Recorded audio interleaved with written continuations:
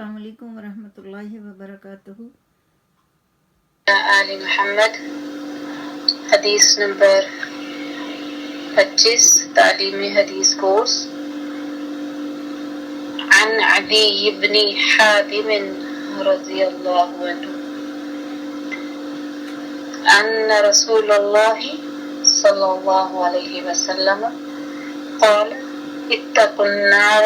ولو بشق تمرہ۔ صحیح البخاری حدیث نمبر 6023، صحیح مسلم 1016۔ حدیث نمبر 25 حضرت عدی بن حاتم رضی اللہ عنہ سے روایت ہے کہ رسول اللہ صلی اللہ علیہ وسلم نے فرمایا، آگ سے اپنے آپ کو بچاؤ۔ اتقوا النار، آگ سے بچو، یعنی قیامت کے دن جس آگ کا سامنا کرنا پڑ سکتا ہے، عذاب کا سامنا کرنا پڑ سکتا ہے، اپنے برے اعمال کے بدلے میں جس تکلیف کا سابقہ پیش آ سکتا ہے، جس تکلیف کا سامنا ہو سکتا ہے آگ کی صورت میں، اس سے بچنے کی کوشش کرو۔ اور بچنے کی جتنی بھی کوششوں کا ذکر قرآن میں موجود ہے، ان میں سے ایک کوشش کا ذکر اس حدیث میں کیا گیا ہے۔ آگ سے بچنے کے لیے بہت سارے اعمال کا ذکر کیا گیا ہے، بہت سارے اعمال مینشن کیے گئے ہیں۔ مثلاً قرآن میں آتا ہے کہ ہر شخص جو ہے وہ اپنے عمل کے بدلے رہن میں ہے۔ اللہ تعالیٰ نے اس کی گردن کو اپنے قابو میں کیا ہوا ہے اور اپنے اعمال صالح کو پیش کر کے اپنے آپ کو آگ سے بچا سکتا ہے۔ تو آگ سے بچنے کے لیے کلمہ توحید کا اقرار، اس پہ عمل، اس پہ ثبات، اس پہ ثابت قدمی سب سے پہلے ضروری چیز ہے۔ توحید ہی ہماری نجات کی بنیادی وجہ ہوگی، بنیاد بن جائے گی انشاءاللہ تعالی۔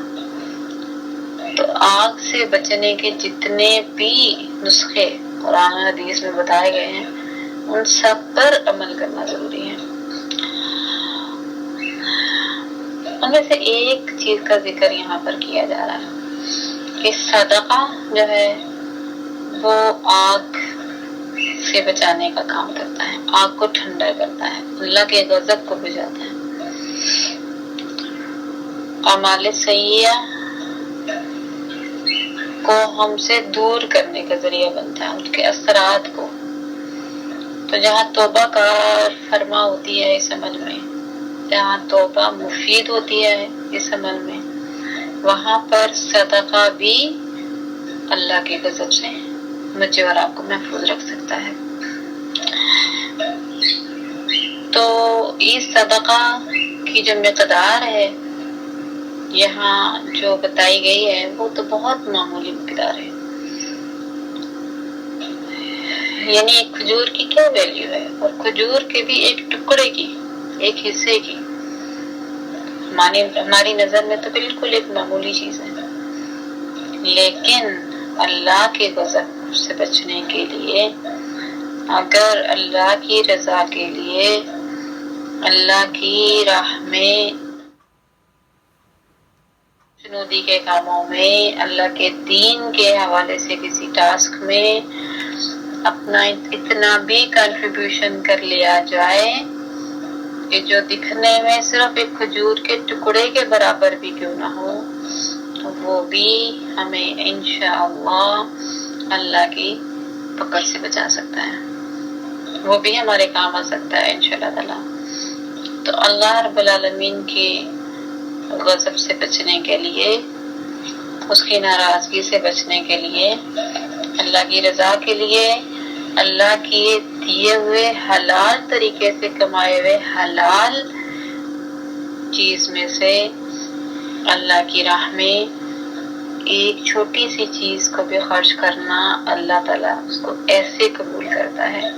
کہ وہ ہماری نجات کا ذریعہ بن سکتا ہے انشاءاللہ تعالیٰ۔ کسی چیز کو معمولی نہیں سمجھنا،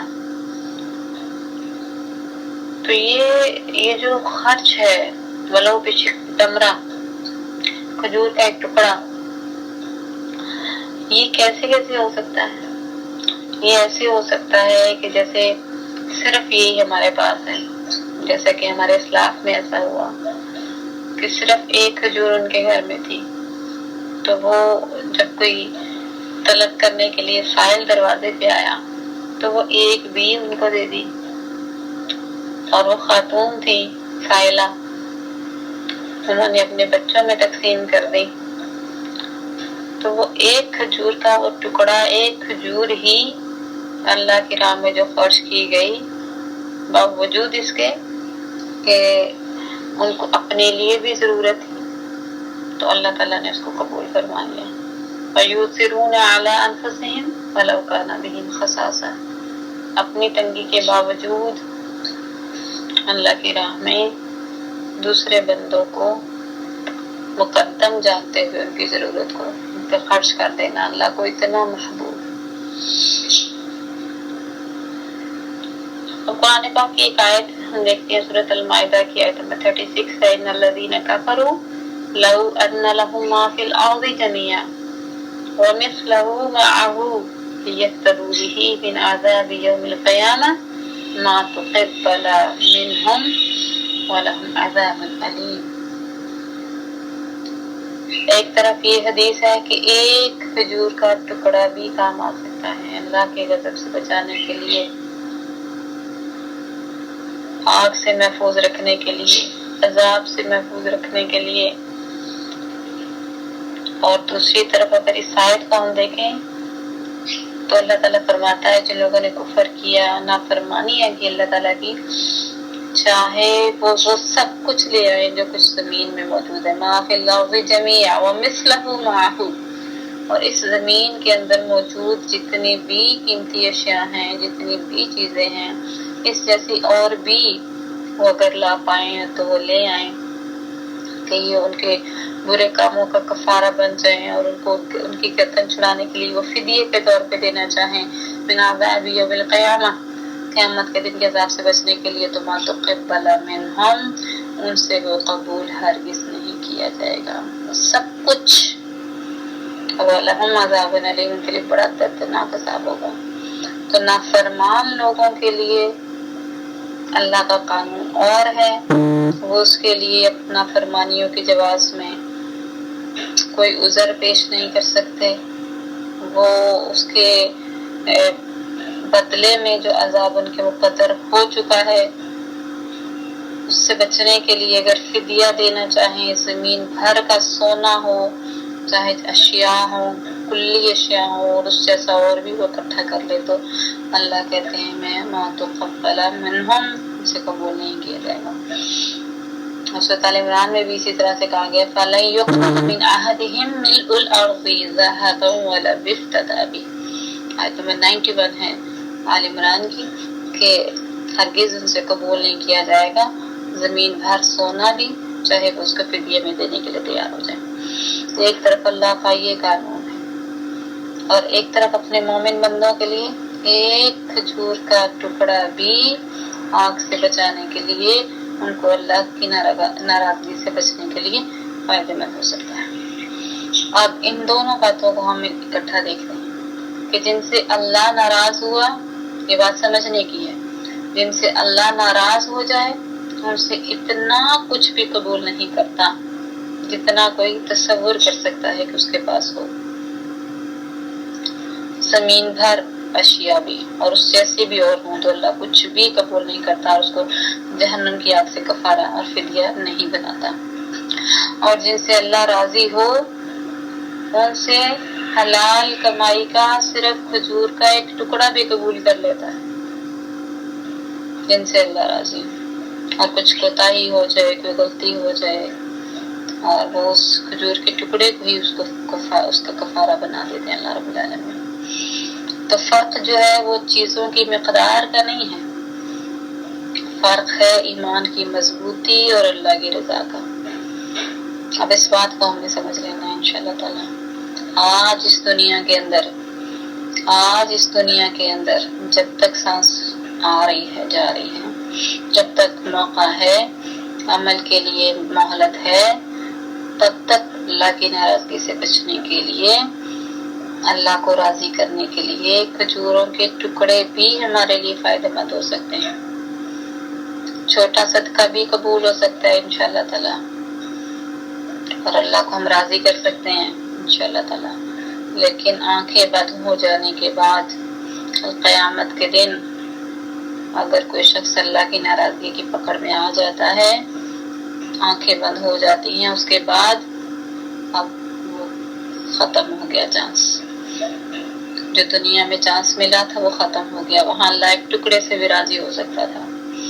یہاں آج قیامت کے دن جب اللہ ناراض ہے، فیصلہ ہو گیا عذاب کا، تو پھر کچھ بھی پیش کر دیں اللہ کو راضی کرنے کے لیے اللہ کے حضور، اللہ کہتے ہیں میں کچھ بھی قبول نہیں کروں گا، اللہ ہم سے راضی ہو جانا، اللہ ہم سے ناراض نہ ہونا، اللہ میرے چھوٹے نیکیوں کے عمل بھی قبول فرما لینا، اللہ اخلاص ہمارے دلوں میں اور نیتوں میں پیدا فرما، اللہ حلال رزق عطا فرما اور حلال میں سے اپنے راستے میں خرچ کرنے کی، اپنے تیرے بندوں پر خرچ کرنے کی توفیق عطا فرما۔ یاد رکھیے گا اللہ تعالیٰ فرماتے ہیں سورۃ النساء آیت 124 میں وَمَن يَعْمَلْ مِنَ الصَّالِحَاتِ مِن ذَكَرٍ أَوْ أُنثَىٰ وَهُوَ مُؤْمِنٌ، ایک شخص اگر مسلمان ہے چاہے وہ مرد ہے یا عورت اور وہ عمل کرتا ہے نیک من الصالحات اولئک یدخلون الجنہ، انشاءاللہ وہ اللہ کی رحمت سے جنت میں داخل ہوں گے، ولا یظلمون نقیرا، ان پہ ایک ذرے کے برابر بھی ظلم نہیں کیا جائے گا۔ سورۃ الزلزال کا میسج یاد کریں، آیت نمبر 7 میں وَمَن يَعْمَلْ مِثْقَالَ ذَرَّةٍ خَيْرًا يَرَهُ، تو اس حدیث کو سمجھنے کے لیے وہ آیت بھی کافی ہے کہ جو مثقال ذرہ بھی عمل کرتا ہے، وَمَن يَعْمَلْ مِثْقَالَ ذَرَّةٍ خَيْرًا، اور ہوتا وہ عمل نیک ہے، وہ بھلائی والا ہے، وہ کسی کے مہمان نوازی میں خرچ ہوا، وہ کسی کے مشکل کو دور کرنے کے لیے، اس کی تکلیف کو دور کرنے کے لیے وہ پیسہ خرچ ہوا، وہ چیز خرچ ہوئی، وہ خیر خواہی کا کام تھا، وہ دین کی عظمت کا کام تھا، تو اللہ کے ہاں وہ چھوٹا سا ذرے کے برابر کیا گیا عمل بھی یا راہو اللہ اس کو قبول کر لے گا۔ اللہ کے ہاں چیزوں کی وجہ سے عمل چھوٹا یا بڑا نہیں ہوتا کہ چیزیں چھوٹی ہیں، بلکہ اللہ کے ہاں اللہ کی رضا، اس کی نیت اور اس کی اخلاص بھری نیت اور سنت طریقے کے مطابق کیے گا عمل اس عمل کو ایک بڑا عمل بنا دیتا ہے۔ اللہ تعالیٰ ہمیں یہ باتیں سمجھنے کی توفیق عطا فرمائے، آمین۔ جزاک اللہ خیر۔ السلام علیکم ورحمۃ اللہ وبرکاتہ۔